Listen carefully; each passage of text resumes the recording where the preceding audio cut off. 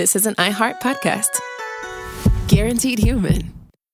Work can be a little weird. Cringy training seminars, coworkers who won't stop talking about their plant, forgetting the mute button at an inopportune moment. We have to deal with a lot on any given workday. Sometimes it can feel hard to thrive and move forward in your career. Well, that's where LinkedIn comes in. LinkedIn helps you get ideas and insights from experts in your field, connect with people professionally, grow your network, and access tools designed to help you find the right fit for your next role. Whether you're just getting started, figuring out your next move, or looking to accelerate your career, LinkedIn is built to support you at every stage because LinkedIn is the network that works for you. Visit linkedin.com/knowstuff to learn more. Our listeners love puzzles, paradoxes, and hidden patterns almost as much as we do.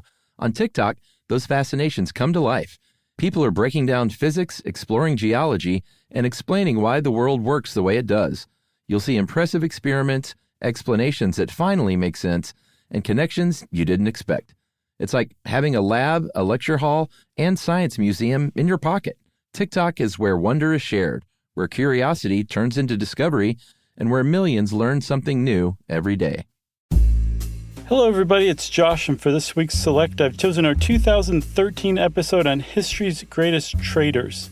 Turns out history is rife with treacherous people, and if there's any lesson to learn from this episode, it's be careful who you cross. Because once your name is associated with treachery, it turns out that stays pretty sticky. It's tough to get rid of. Enjoy. Welcome to Stuff You Should Know, a production of iHeartRadio.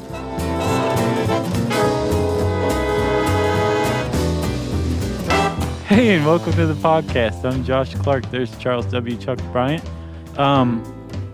So Chuck. Yeah. I have a story for you. All right, let's hear it.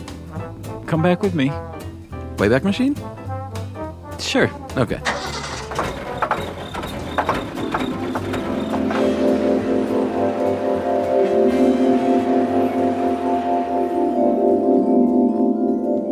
A couple hours ago. Yeah.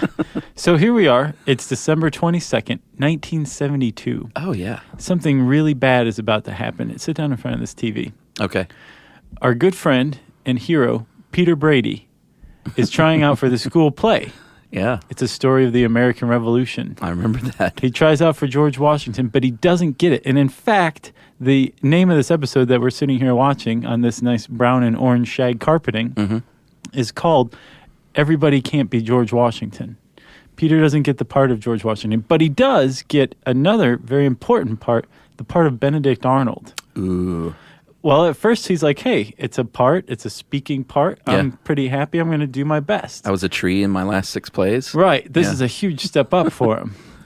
Until his classmates point out that Benedict Arnold was a traitor. And since Peter's playing a traitor, he must be some sort of traitor too. So basically the whole school turns on him because he's playing Benedict Arnold. Which is really kind of silly. It is very silly. And, of course, Peter tries to get out of the play again and again. Yeah. Affecting laryngitis, pretending he has a limp, all of this stuff. For saying he forgets his lines. Yeah, I think I remember that. And finally he's successful, and then his dad points out that he has turned into a traitor. Now Peter. Against the whole the whole cast. Don't tell me. He had a lesson for him, and he sat him down and had a talking to. And... It was a good one. Yeah. It was a good one. And so Peter goes in and plays Benedict Arnold and knocks it out of the park. And learned a lesson in the process. But the whole premise of this episode of Brady Bunch is that Peter was suffering from a smear campaign started 200 years before by George Washington. And it was so successful that even today, you can get a rise out of somebody by calling them Benedict Arnold if they've done something traitorous. Yeah, and we've learned there are quite a few synonyms with traitor that were, in fact, notorious traitors. Like if you call someone a Judas. Right. Or a Benedict Quisling. Arnold. Or what? A Quisling. Yeah, that might be popular in some parts of the world. But right, but this is the USA. Sure. So we call people Benedict Arnolds. That's right. Well, let's talk about this. Let's talk about Benedict Arnold to start. Okay, well, first of all, we should point out that this is a curated show from our buddy Sam Teagarden. This is the Summer of Sam, then? Well, yeah, we're continuing into our second Summer of Sam, And for those of you that don't know, Sam is a local fan of ours. Yep. And a good kid. And he's actually on our TV show. He was in an episode, the Make It Rain episode. Yeah, as one of our softball teammates. Yep. And Sam's a good guy, and he sends in great ideas, so we like to highlight them when we do them. Yeah. All right, so Summer of Sam. Hey, Sam, hope you're doing well, buddy. So where are we, Benedict We're talking Arnold? about Benedict Arnold and why there was such a smear campaign against him. And it turns out rightfully so, although possibly I think a lot of Arnold's side of the story has been lost to history. Well, yeah, and coincidentally, or not coincidentally, some of these traitors that we're going to mention today, history has borne out that they may not have been traitors. Yeah. But Benedict Arnold definitely was. No, he was a documented traitor. Yeah. As not traitorous and treasonous as you can get as far as in the context of war. Yeah. So early on in life, things started out pretty well. He was born into some wealth, but his family, specifically his father, squandered their fortune with some bad business dealings. Apparently, he was quite a drinker. He turned into the town drunk. Yeah, well, that'll do it. They lost their family estate because of him? They lost their dough. 3 of his siblings died from yellow fever. Mm-hmm. He had to drop out of school. Yeah, he became an apothecary. Yeah, so things weren't like rosy for the guy.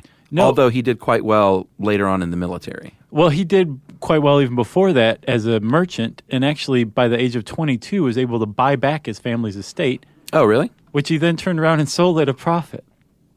Well, good for him. So I guess he wasn't the sentimental type. Flip this estate. Yeah, I think it wasn't that he wanted his family's estate back. He just didn't want to lose out on the potential profit from it, I guess. Yeah, and he seemed like he may have been like ADD before there was ADD. Yeah? Yeah, from the sounds of reading his thing, I was just like, man, this kid had ADD. He was Okay. like always in trouble. He's getting kicked out of school. Yeah. But it was just because he was like busy. Yeah. He wasn't like a bad kid, it seemed like, but Well, he was just always had something going on. He finally, I guess, found his niche, and he did become quite a businessman and fabulously wealthy. But he wasn't wealthy enough, in his opinion, and in fact joined the Sons of Liberty, a revolutionary group in New England, because he was mad that his riches were being taxed by England. Yeah, he liked the dough. He did. And he did have a pretty remarkable military career, and Jefferson and Washington were big supporters of him for a while. Yeah, but he also suffered, apparently there are a lot of petty jealousies that they don't talk about among the founding fathers and the second and third echelons of all these guys. And apparently Benedict Arnold frequently suffered. Yes, he was slighted a lot. A lot. Yeah. Yeah, he missed out on honors and stuff like that. And he doesn't seem like the type to let things go, nor was he the type to air his feelings. So he just kind of sat there and stewed. Right. Yeah, I saw most of the times he was slighted. He like fought really hard to get either reassigned or reappointed to the position he was going for. And so you're right. He couldn't let it go. He needed therapy, but instead he was appointed to run West Point, not the military academy. The fort, right? Yeah, this is I guess they probably named it after that, though, didn't they? I think it turned into the military academy. Oh, okay. But I think this was before it was an academy. Yeah, it was, definitely. Yeah. And so he, went Benedict Arnold on everyone. And little did he know he was being a Benedict Arnold. But he sold secrets to the British, like plans, war secrets, armament locations, for about $3 million. I think it was 10,000 pounds at the time. Yeah. So the reason he did this ostensibly was because he'd been slighted. Yeah. But also, and this is what it's been lost to history, is that he came to believe that the revolution had lost steam, that the people running the show didn't really know what they were doing and probably wouldn't form a very good post-revolutionary government if successful. So did he genuinely think the Brits were going to do a better job? Supposedly, that's what historians say. But again, he didn't really, he may have been the type to just kind of say that's what he was thinking too, and that's what somebody wrote down at some point. But he ultimately said, the colonies are better back in the hands of England again. Gotcha. So not only am I going to try to sell the map to West Point, I'm going to join the British Army, which he did, and led at least 2 raids against American Revolutionary Forces. So he really switched sides. Oh, yeah. Yeah, in 1780, I can't believe whoever wrote this article put that. when the plot was intercepted, he went from hero to zero. I know. I was all of a sudden I was in like an Us magazine or something. Or like a Springer show episode. Weird. But that's what happened. He was convicted of treason, and his name was erased from the record books, and England promised him, they're like, hey, if you defect over here, we're going to give you land in Canada. Yeah. We're not going to give you land here. We'll give you land in Canada, some money, and we'll promise your family pensions, and you're going to be a British provincial brigadier general. And he's like, that sounds pretty great. But as it turned out, he didn't get that many great assignments in the military in England. He was even sort of, I don't think anyone likes a traitor. No, that's even in England, they were kind of like, yeah. That comes up again and again. Like, even the side that you're traiting to or whatever, they're like, you're a traitor. Well, I think it's because basically you're just a big liar. Yeah, or you're treacherous. Yeah, and so people are like, I'm not going to trust you. Thanks for doing that, but can you go live in Canada? But it does pop up again and again. Anybody who's ever turned traitor and expected some sort of glory has been sorely disappointed. Yeah, so in England, he was sort of poo-pooed. Then he moved to Canada. They didn't like him. Yeah. And then he moved back to England and died there without ever like making a whole lot of money or getting any important military action. Right. So it's sort of a sad ending. It really is. And today, if you go to West Point, there's, I guess, 12 plaques of some of like the head revolutionary generals. Oh, yeah? And his name is literally wiped from the record. It has the year of his birth and I think the town of his birth. Wow. But his name is not on the plaque any longer. It just says... It's just smeared. Or there's a Sharpie through it. Right. All right, so that's Benedict Arnold. Let's go a little further back. Okay. Let's go way back. Okay. I'm talking like maybe 44 BCE.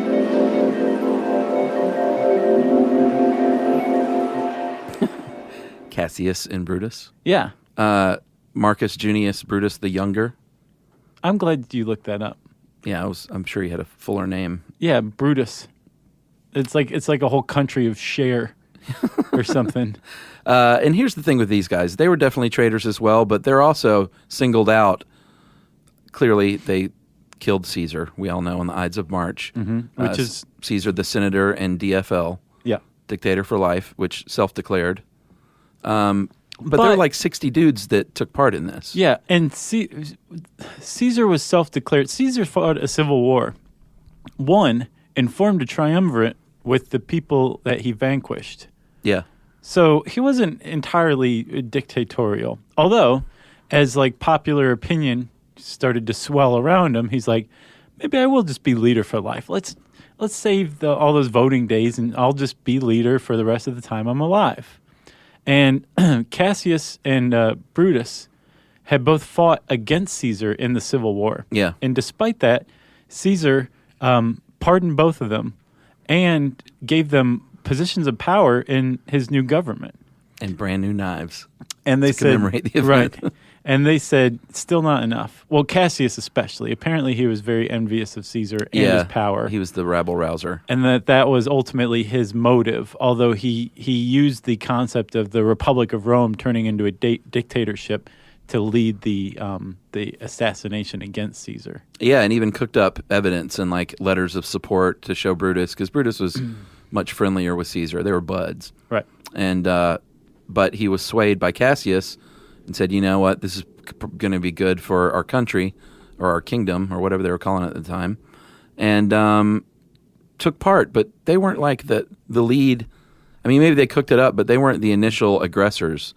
I thought Brutus was the first one to stab Caesar. No, this dude, Tillius Cimber, came out and like pulled down his tunic, first of all. Did he really? Yeah, I guess he said pulled it down, but I don't know what that means. I imagined he was pulling it like a hockey jersey. Either pantsed him or no, tunic's like a shirt thing. So I thought he pulled it over his head like a hockey player might in a fight. It's like reverse pantsed. He reverse pantsed him. And so, Caesar was like, you know, what is this violence going on? And then another dude, Casca, he came at him with a knife, and Caesar blocked him away and defended himself and was like, basically, what's going on here? And then that's when everyone, sure. like 60 guys descended upon him. Wow. among, Brutus might have been the lead of that pack, though. Yeah. Okay. And Well, they stabbed the crap out of him. so I thought Brutus was the first one to stab him. I knew that some other guy was the first one to strike him, and it may have been the guy who reverse pantsed him. Tilius Cimber? Yeah, Yumi and I were at Pompeii. We actually walked around Pompeii, and there's a table there, and it belonged to that guy. Oh, really? And I guess somebody in Pompeii bought the table of the first guy to strike Caesar and wow. had it in their via, and it's still there today. And did you eat at it? No, we stared at it. Oh, okay. We looked at it from 3 meters away. Oh, gotcha. You have to say meters because it's in Italy. That's so obnoxious. And apparently only one of the stabs, he was stabbed 23 times and continued to be stabbed even after he was on the floor dead. Mm-hmm. But only one of them was a fatal blow.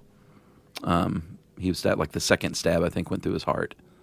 And the rest were just, But before insult that, to injury. When Brutus stabbed him, Yeah. Caesar very famously said, "Et tu, Brute?" Yeah. Which literally means, "And you, Brutus?" Or, "What the hell, Brutus? Yeah. You too?" And supposedly he kind of gave up at that point, it killed his spirit when he saw Brutus was involved. Yeah. But I don't know if Yeah, that's true. supposedly he didn't want to live in a... Brutusless world? in a world where even Brutus Yeah. could assassinate him. So he resigned himself to dying and hence became a hero. It's very sad. It was on my birthday. I thought your birthday was... Is it the 15th? Mm-hmm. Oh. Mine's the 15th too, but not of March. That's right. Also, too, apparently that was the first autopsy report. Oh, really? First postmortem death report was made on Caesar. God, the Greeks, man. If that's true. I've heard Or the that. Romans. Whoops. Whatever. I'm really glad I caught that one. Yeah. A bunch of people just deleted their email. You got anything I do else not want to save it. on these two traitors? No. Yes. Dante had a special hatred for Brutus and Cassius. And in his Inferno, he says that they are being perpetually eaten by 2 of Lucifer's 3 mouths. Wow. And the third mouth is reserved for the next guy we'll talk about, a little guy named Judas Iscariot. Oh, really? Yeah. Satan's third mouth? So Lucifer's 3 mouths are eating Cassius, Brutus, and Judas. Wow. All right, Judas is one of these that recent evidence has emerged where he may not have been such a traitor, but we'll get into that. But then that was refuted as well. Everyone obviously knows the Judas kiss. Very famously, Judas betrayed Jesus. He was one of the disciples. He betrayed Jesus with a kiss. yeah. And it was actually a signal to the guards to come and grab him. I guess he was identifying him. Yeah, apparently the Romans didn't know who this Jesus was, Yeah. at least by sight. And Judas went and said, "Hey, you guys want this Jesus? What do you give me?" And the signal was well, you kiss the guy. That's Jesus, and we'll come get him. And we'll give you 30 pieces of silver. 30 pieces of silver. I mean, the West Egg inflation calculator doesn't go back to, that date. But I can imagine it still probably wasn't that much. 30 pieces of silver? I have no idea. Well, apparently it was used later on to buy a field to turn into a potter's field to bury unclaimed dead. Oh, really? But I mean, it's a field. How much? It couldn't have been that much. How much was land going for back then in the Middle East? They had tons of land. Okay, so Judas betrays Jesus. He was, we didn't know much about his life at the time, but recently there has been, I think in 2000, a new gospel was revealed, the Gospel of Judas, supposedly. My story. My side of things. Yeah. And it was, of course, a papyrus document dating to the 2nd century A.D., and it was written about in a book called The Lost Gospel, and it portrays this Judas as more of a facilitator of what Jesus wanted. Basically, Jesus was like, hey, turn me in because this is my destiny. Yeah. Sacrifice yourself, I sacrifice myself. Right. And we all go on to live in heaven and, fulfill our destinies. Yeah, which a lot of people were like, okay, I kind of like this different view of Judas, and it makes Jesus even more prescient than he appears in the Bible. Sure. because, he's betrayed by someone he thought was his friend. In this, he is commanding Judas. He's asking him to do this. So it's just an all-around, great view of the story. Win-win. But unfortunately, apparently there's some problems that a lot of scholars, Gnostic scholars, have with the translation.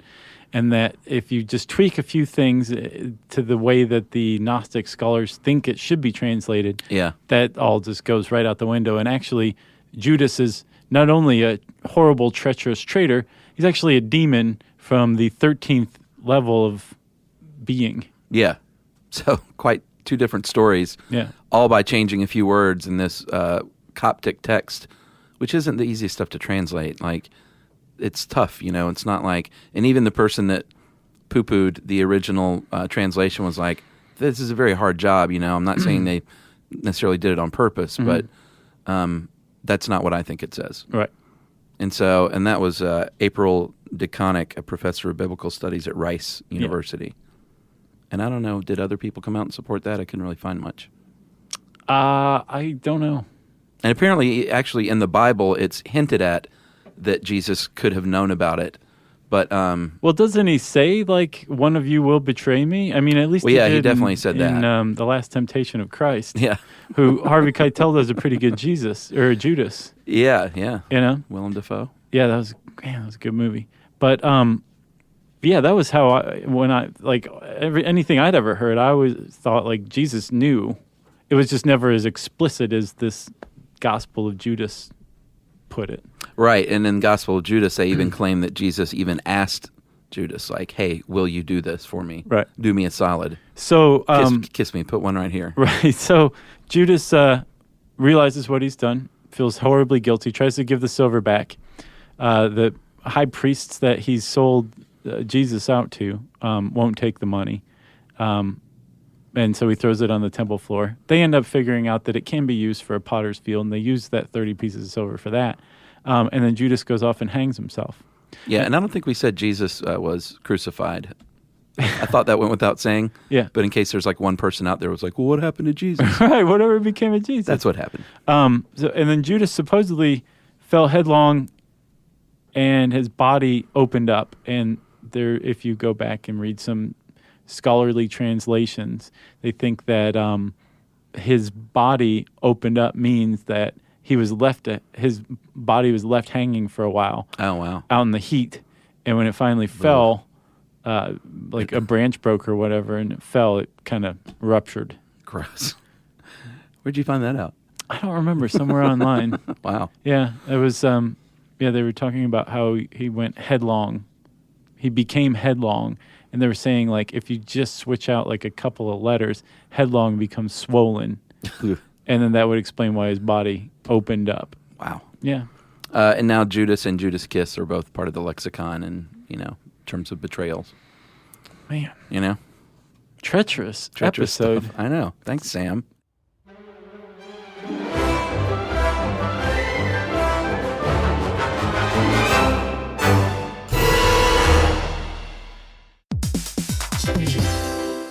Hey everybody, here's a fact for you. In the United States, there is a break-in every 26 seconds, and that means that somewhere right now, an intruder is getting closer. And the problem with most security systems is that they only alert you after the break-in has started, and that's too late. Well, that's what makes SimpliSafe different. They use alerts. SimpliSafe's U.S.-based live agents, they identify threats on your property and help deter them before they actually break in. So the intruder never gets into your house. The crime is stopped before it even starts. That's right. And another great thing about SimpliSafe is they have no long-term contracts. They give you peace of mind and great value with their monitoring deterrence plans because they just start at about $1 a day. Yeah, SimpliSafe sent us a setup years back, and I still use mine every day. Yeah, and apparently setup, you can do it by yourself in under 30 minutes, so it's a really good value and it doesn't take long. So if you want to experience the SimpliSafe peace of mind, you can take advantage of the SimpliSafe discount offered to Stuff You Should Know listeners. Right now, you can get 50% off your new system by visiting simplisafe.com/stuff. That's half off at simplisafe.com/stuff. There's no safe like SimpliSafe.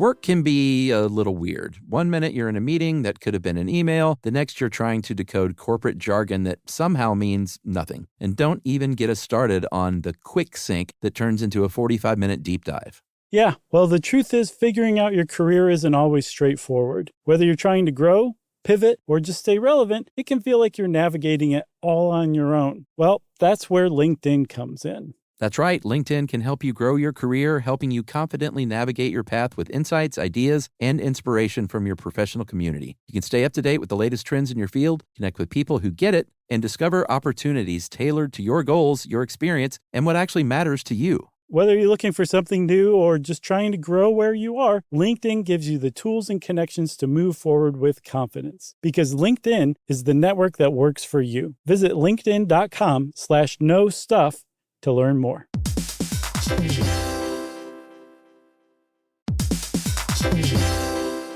Hey everybody, we're here to talk to you about Wayfair, who believes that spaces should be functional, they should be comfortable, they should be well designed, and they can be well designed by you with their help. Your updated space should feel more comfortable, inviting, and practical for everyday use. And we're talking about outdoor seating. We're talking about grills. We're talking about major appliances. If you need storage solutions, Wayfair can help you out. Patio lighting, rugs, decor. It is your one-stop shop for home. Yeah. I mean, it's getting nice out, so it's time to think about living outdoors for the next few months. And Wayfair knows that outdoor furniture, it's heavy, it's intimidating to assemble. So Wayfair has stepped in and said, we're going to handle the hard part so you don't have to. That's right. You can shop Wayfair Verified, your shortcut to the good stuff. And that means their team of product specialists are going to vet everything by hand using a 10-point inspection, testing things like, quality materials, functionality, and features, and even how long it takes to build that piece of furniture. And the overall experience save time, reduce hassle, and improved convenience. Patio season is here, and these deals won't last. So head to wayfair.com right now to get your outdoor space ready for way less. That's WAYFAIR.com. Wayfair, every style, every home.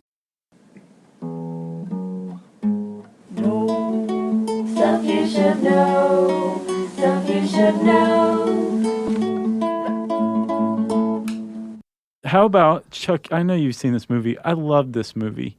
The Assassination of Jesse James by the coward Robert Ford. Yeah, we've talked about it. God, that is a good movie. Very good movie, written and directed by Andrew Dominic, and has Paul Schneider in it, our buddy Paul Schneider. Yeah. Schneids. Right.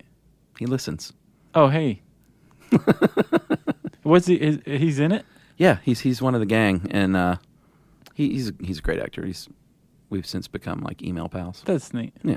So that was an excellent movie. I'm sure Schneider did fantastic in it. He did great. Schneids. And it seems to me, I don't know a lot about the whole saga of Jesse James, especially his demise. Yeah. But it seemed to be pretty true to everything I've ever heard about it. Yeah, I think the movie was pretty accurate. Yeah. And it was great, like gorgeous to look at, beautifully filmed. Yeah. And not just because Brad Pitt was in it.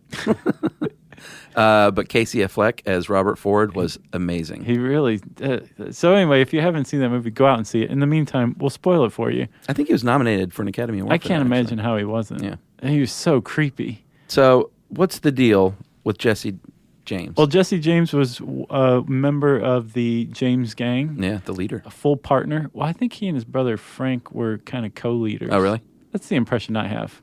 Like Frank Stallone? Yeah. And they were very successful at robbing trains, robbing people, robbing banks, robbing everything. Yep. And they became outlaw folk heroes. Everybody loved to hate, but they also still loved. Well, they didn't kill people. No, not until the second to last robbery by Jesse James. Yeah.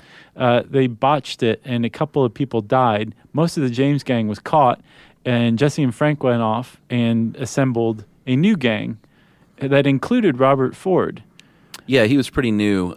He had long tried to get in the James gang, and was sort of shunned as I don't know, weirdo. A little weird, and like not the most skilled robber and gunman, and it wasn't taken very seriously, which always bothered him. Right. So Jesse James pulls off one last train robbery in 1870 and decides to retire. Frank James retires. And Robert Ford kind of tags along with Jesse James the rest of his life. And the governor of Missouri put a bounty on Jesse James' head of, I believe, $10,000, which is pretty substantial for 1870. Sure. And in 1882, Robert Ford took the governor of Missouri up on this. Apparently, he met with him. Yeah. And not only said, I'm going to do this, I want this reward, I'm going to split it with my brother here. Yeah. But I also want I want immunity from my crimes. Yeah, well, he was supposedly just supposed to capture him. Oh, okay. And did the shooting on his own volition. And there's a woodcutting in this article of Jesse James dropping a feather duster, just like he does in the movie. Oh, yeah, he stands on a chair in his own home to dust a picture, and Robert Ford shoots him in the back of the head. Yeah, and kills him. Just right there, very low-key and anticlimactic. With his wife home and everything. Yeah. And then they leave. And so Robert Ford kind of, I think Benedict Arnold, expected to be considered something of a hero. Yeah. And he was considered a coward. A zero. Oh. Yeah. Yeah, he and his brother were both indicted, found guilty, sentenced to hang, and pardoned in a single day. Wow, that's a heck of a day. Yeah, pretty emotional roller coaster going on there. And they became ostracized socially. Robert Ford just became the butt of many jokes. And then finally, one day he was confronted by a man who sought him out because he wanted to kill Robert Ford to gain his own acclaim. Yeah, Edward O'Kelly brought a shotgun he was a bar owner, I think, at the time. Robert Ford was. And after, by the way, they toured in a touring production. Oh, yeah. Like recreating the murders. Yeah, Sam Rockwell. Yeah. And so Edward O'Kelly goes in the bar with a shotgun, says, "Hello, Bob." He turns around, shoots him in the throat. And he gets his sentence commuted after a petition and is pardoned for killing Robert Ford. Yeah, back then, that's prairie justice. Mob rule definitely had like a ground hold. Yeah. I don't know what that is, but I think I got my point across. Yeah, they were like, he was a coward and you shot him, so that makes you a good guy. Exactly. So that's Robert Ford. You got anything else? Nope. Should we move on to Mata Hari? Yeah, I knew next to nothing about Mata Hari. Yeah, same here. But she turned out to be a pretty fascinating woman. Yeah. Possibly not a traitor at all. Yeah. Actually, probably not a traitor at all. Yeah. Let's talk about her. Well, she was a very sexual being. She was very close to her father, apparently, who doted on her. Mm-hmm. And she has been described as sex as being her driving force, and she was said to have an insatiable longing for male attention her entire life. And for the time period, early 1900s, she really, really slept around. Yeah, and she didn't just like the sex with the men. She liked them to buy her stuff. Oh, yeah. Well, she used it as a means, for sure. Yeah, she blew through a lot of guys' money, right? Yeah. And just loved to live lavishly, racked up tons of debt, and became something of a toast among Parisian society, European society, actually. Yeah, she was Dutch, we should point out. Yeah, her real name was Margaretha Zelle. Yeah, but she looked like Indian, and she tried to remake herself as this exotic Indian dancer. I read Indonesian. Oh, Indonesian? Yeah, because Mata Hari is Malaysian for Eye of the Dawn, which means sunrise. Gotcha. So her name was Sunrise, the stripping dancer. Well, and she didn't just dance. Like, this was at a time when the Moulin Rouge was like, they were like pulling their skirts up a little bit and showing some ankle and some knickers. Mm-hmm. And she was like taking it to, another level. Well, apparently on stage. In people's living rooms. Private dances, like traveling dancing, like really erotic and exotic stuff for the time. So from what I understand, she was also a sometime prostitute when things were really bad. Sure. And then but ultimately she just kind of went through a succession of lovers around Europe. And at one point she found herself in, guess, in Amsterdam. Oh. And was approached by a German officer and said, "Hey, we want you to spy for us. Here's 20,000 francs and some invisible ink, and you're now a German spy." Right. And she's like, "Whatever, mine Herr. Right. Thanks for the money, sucker," and threw away the invisible ink, supposedly. Yeah. And never spied for Germany. But she still had a code name, H21. And as far as Germany was concerned, she was a spy for them, even though she didn't take it seriously, apparently, and never carried out any spying activities. Right. So she had a reputation as a German spy. Yeah, without actually spying yet. Right. And she was, as this one writer puts it, she was traveling alone. Mm-hmm. She was wealthy. She was an excellent linguist and very foreign and very educated and admitted to having lovers, and like all of this stuff for the time just meant we don't trust you, even if we don't have evidence. Right. This makes you untrustworthy. Right. So at some point, the French decided that they were going to recruit her to become a French spy. This is during World War I. Yeah. Even though they already suspected she was a German spy. She was sent around to try to get to, I don't remember what country they were trying to get her into. Vittel? Oh, well, the town of Vittel when she was trying to go there? She went to Russia. Yeah. She ended up going there for a little while in exchange for becoming a French spy, agreeing to spy for the French. Exactly. She ended up in Spain and came across this German officer, and apparently he suspected her of being a spy. So when she started asking him questions, he gave her old information. Yeah. Well, they went to bed together as well. Sure. We should mention. This thing is just rife with sex. Right. And he gave her some old information. The French intelligence officer who recruited her as a spy but still suspected her as a German spy, finally said, you know what? I think that what you were really doing was giving French secrets to the German. You're a double agent, and we're going to arrest you. And she was arrested in France. Again, no evidence. No evidence whatsoever, and tried for treason and convicted. Yeah, and basically thumbed her nose at the whole experience and was like, I'm going to hold my head high. I'm going to blow you a kiss right before you shoot me in the firing squad. Well, supposedly it wasn't the firing squad. It was two nuns that she became friends with and her lawyer, who also she had slept with. That's who she blew kisses to. But she refused to blindfold. I thought she blew... Okay. That's what it said in this article. But Gotcha. I saw elsewhere it was like to the nuns. She also slept with her headmaster when she was 16. Yeah. And got kicked out of school for it. Yeah. So she refuses a blindfold in the end. She's all dressed up and everything for her execution. She's standing ankle deep in mud on a cold October day in 1917. Yeah. She refuses to be tied to the pole behind her. She refuses a blindfold and is executed by firing squad. So the weird thing is about 30 years later, one of the prosecutors in France admitted, quote, they didn't have, here's the quote. There was, quote, not enough evidence to flog a cat. Yeah. That she very, very likely did not ever spy for Germany. Yeah. Made that one half-hearted attempt in France just to get some money. Spy for France to make some money, and was executed and still didn't protest. I wonder if there's been a good movie on her. Surely there has. I don't know if there's been a recent one. She was tall, too. She was like almost 6 feet tall. Yeah, she looks very long. Yeah, look at her.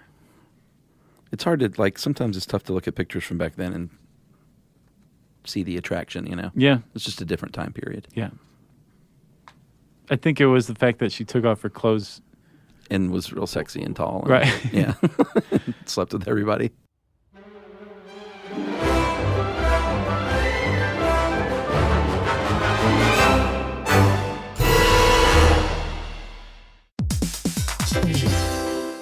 Hey everybody, here's a fact for you. In the United States, there is a break-in every 26 seconds, and that means that somewhere right now, an intruder is getting closer. And the problem with most security systems is that they only alert you after the break-in has started, and that's too late. Well, that's what makes SimpliSafe different. They use alerts. SimpliSafe's US-based live agents, they identify threats on your property and help deter them before they actually break in. So the intruder never gets into your house. The crime is stopped before it even starts. That's right. And another great thing about SimpliSafe is they have no long-term contracts. They give you peace of mind and great value with their monitoring deterrence plans because they just start at about $1 a day. Yeah, SimpliSafe sent us a setup years back, and I still use mine every day. Yeah, and apparently setup, you can do it by yourself in under 30 minutes, so it's a really good value and it doesn't take long. So if you want to experience the SimpliSafe peace of mind, you can take advantage of the SimpliSafe discount offered to Stuff You Should Know listeners. Right now, you can get 50% off your new system by visiting simplisafe.com/stuff. That's half off at simplisafe.com/stuff. There's no safe like SimpliSafe.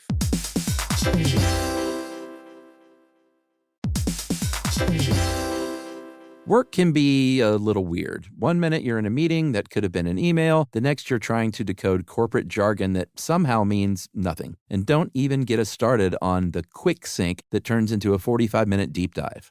Yeah, well, the truth is figuring out your career isn't always straightforward. Whether you're trying to grow, pivot, or just stay relevant, it can feel like you're navigating it all on your own. Well, that's where LinkedIn comes in. That's right. LinkedIn can help you grow your career, helping you confidently navigate your path with insights, ideas, and inspiration from your professional community. You can stay up to date with the latest trends in your field, connect with people who get it, and discover opportunities tailored to your goals, your experience, and what actually matters to you. Whether you're looking for something new or just trying to grow where you are, LinkedIn gives you the tools and connections to move forward with confidence. Because LinkedIn is the network that works for you. Visit linkedin.com/knowstuff to learn more.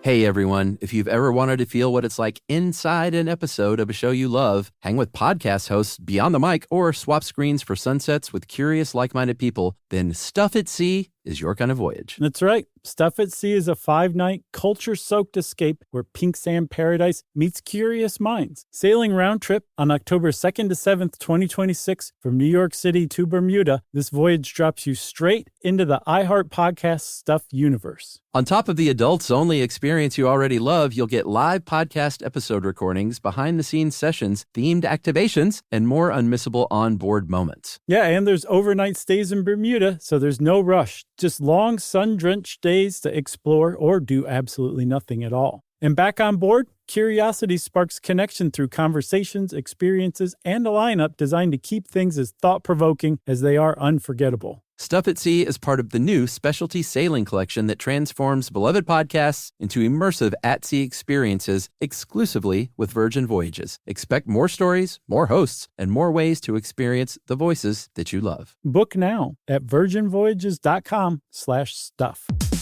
Stuff you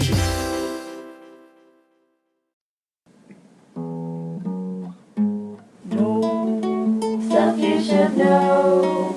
Stuff you should know.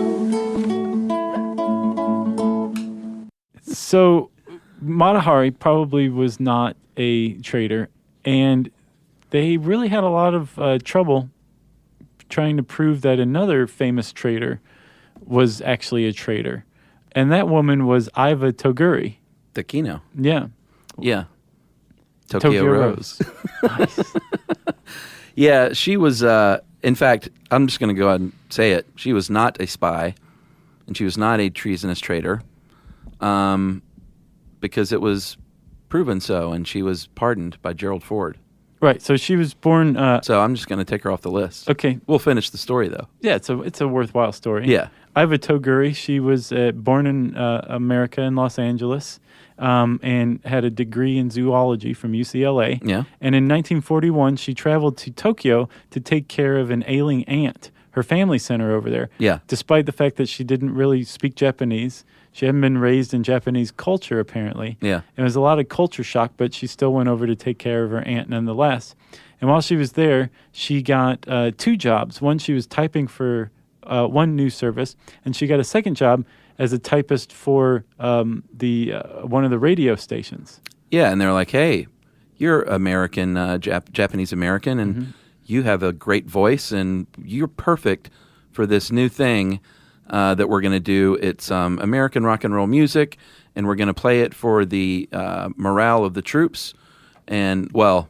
To deteriorate the morale. Well, but they told her a different story at first, though. Oh, okay. They told her it was to boost the morale. Really? Yeah, like I don't think she knew what she was getting into. That's crazy. Why Yeah. would the Japanese boost the morale of the American troops in the Pacific? Well, it was later said that it did, in fact, boost the morale. They said Americans loved the music and thought the Tokyo Rose banter was funny, and it lifted their spirits. That's funny. Yeah. Okay. So if they were really trying to do that, they did a pretty poor job of it. Okay. But nonetheless, she was reporting on things like ships being sunk. Is that correct? Yeah, she called it. Well, that's what she was eventually, the one thing that they pinned on her. Okay. Well, then that didn't actually happen. Oh, really? Yeah. Okay. So, let's get back to the story. World War II goes along. Yeah. She, Da-da-da-da-da. right. It ends, and she tries to get back to America. And as she's doing that, apparently the Japanese government identified her as Tokyo Rose. Yeah, she was Orphan Ann was her radio name, and Right. Tokyo Rose was just sort of the name of the operation as a whole, Right. and not a single person, even though they tied her to that name. Which led to some great confusion, apparently. Yeah. Because they were trying to get her as Tokyo Rose, even though she called herself Orphan Ann, and there were like 12 women, including her, that were all Tokyo Rose collectively. Yeah. Okay. So the Japanese government says, that's Tokyo Rose.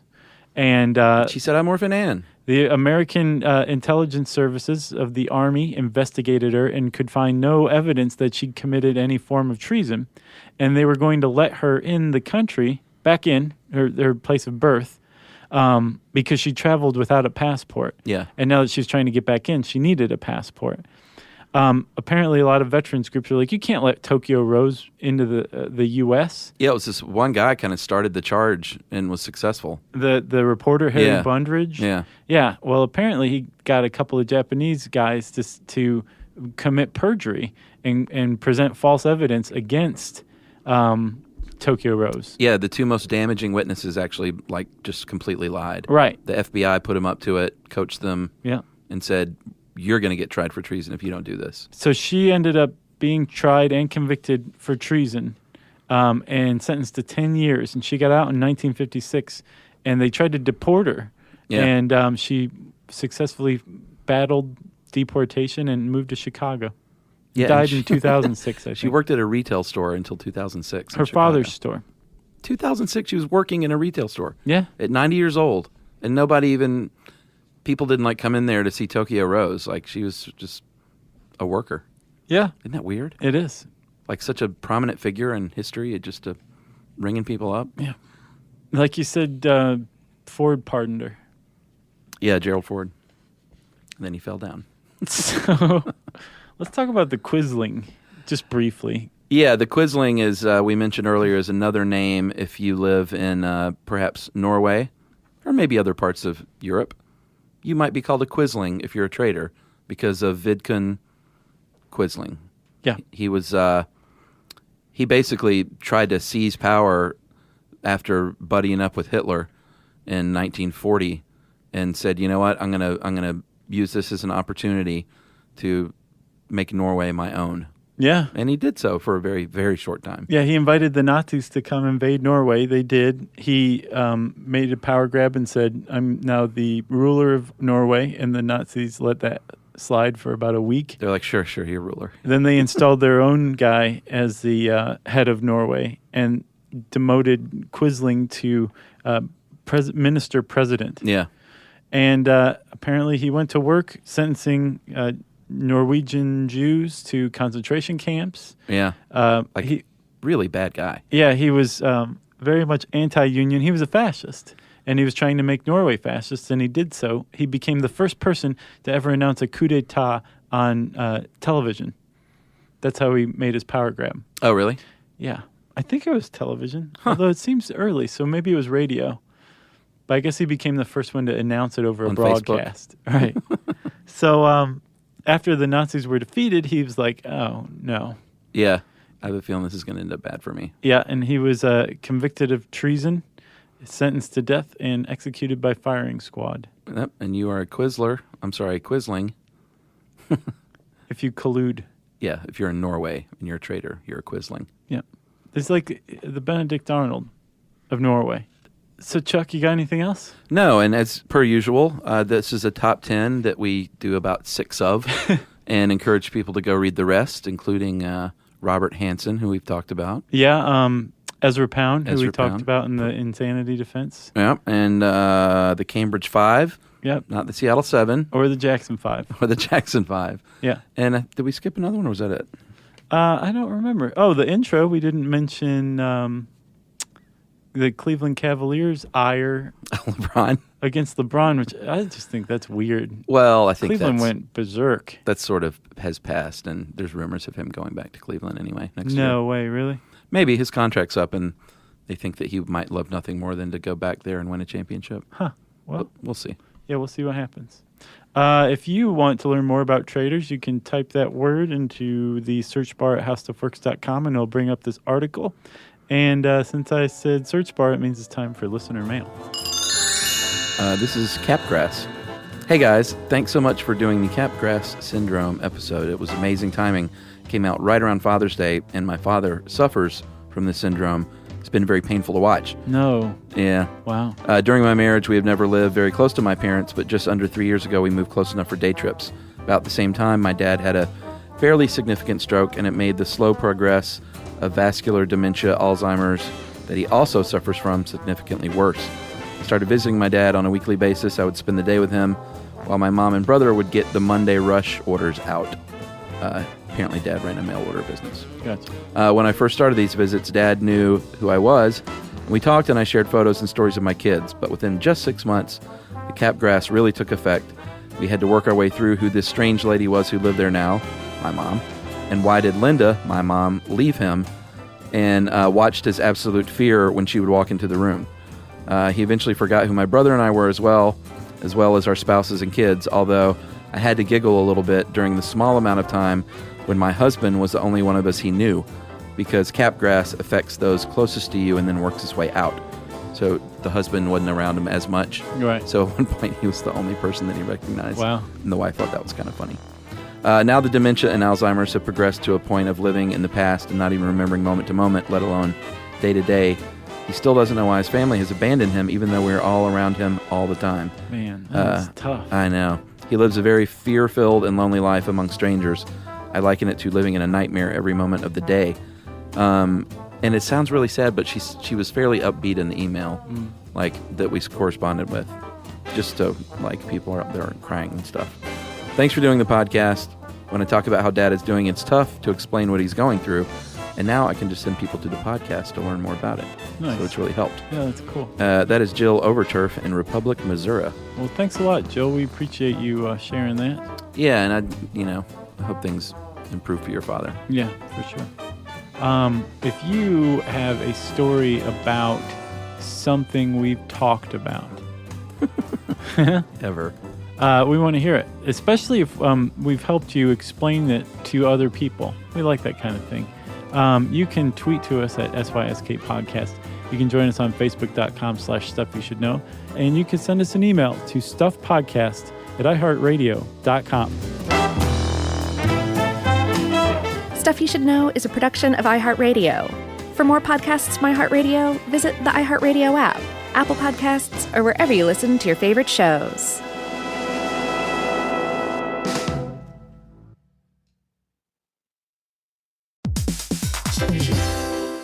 Hey, quick question for the parents listening right now. When's the last time your kid asked for something and you actually felt good saying yes? Because lately, a lot of families have been hearing the same thing. Can I have Lingo Kids, please? And here's the thing. Lingo Kids is the #1 entertainment platform for young kids with more than 4,000 interactive games, songs, and shows. Astronauts, wild animals, superheroes, dinosaurs. It's literally everything kids love all in one place. So when they ask for it, you can actually feel good saying yes. Download Lingo Kids for free and start exploring today, or unlock even more amazing content with Lingo Kids Plus. And if you go with the yearly plan, you can save up to 60%. Just search Lingo Kids in the App Store or Google Play. Lingo Kids, everything kids love. You know, you could be adored by everyone and still completely ignored by your cat. Trust me, I know. But if you feed your cat Sheba, you can go from being ignored to truly adored in 12 days, guaranteed, or your money back. Sheba has a full menu of products, appetizers, entrees, treats, even a kitten's menu. It's so cute, so Sheba has a product for even the pickiest eater. Like Sheba Puree, it's made with bone broth, they're chef-inspired flavors, it's got a smooth and creamy texture that cats love, and contains no corn, wheat, soy, or artificial flavors. It's food that your cat's gonna love. To learn more, check out Sheba.com. That's SHEBA.com. Service opens doors, and at American Military University, it can open doors for the whole family. If you have a loved one who served in the military, you may qualify for reduced tuition. AMU offers flexible online programs designed to fit your schedule, so you can keep moving forward wherever life takes you. Learn more at amu.apus.edu/military. Open doors to the future for you and your family with the help of American Military University. This is an iHeart podcast. Guaranteed human.